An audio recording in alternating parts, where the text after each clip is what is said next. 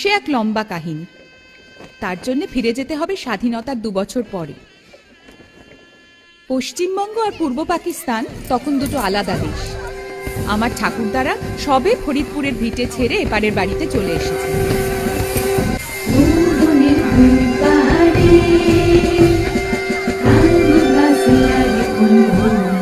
এই সময় আমার মা নতুন বউ হয়ে এ বাড়িতে এলেন। পাকা বাড়ি।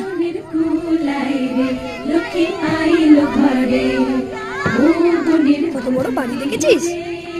ঘটক ঠিকই বলেছিল, রাজবাড়িতে বিয়ে হয়েছে তোর।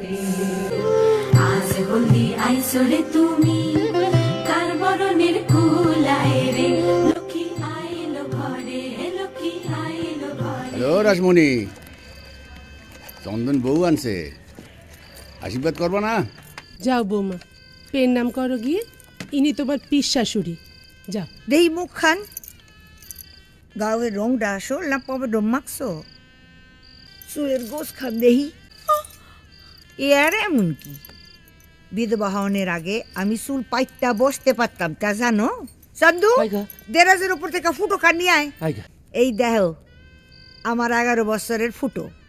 ম্যাম ফটোগ্রাফার বাড়ি এসে উঠাইছিল, বুঝছো? জানি জানি, তোমার এখন গহনা দেওয়ান লাগবো, তাই তো? থাক আর নেক কাশাইছ না।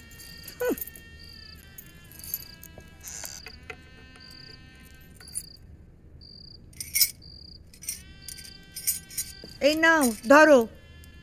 বাপের ঘরে দেখছো কোনো কালে এমন জিনিস? এই চুড়িগুলা বরমার, আমার ঠাউমারা ছিল। সাবধানে রাখবা, বুঝলা? আসো গিয়া, আমার জানার কোনো কাম কাজ নাই।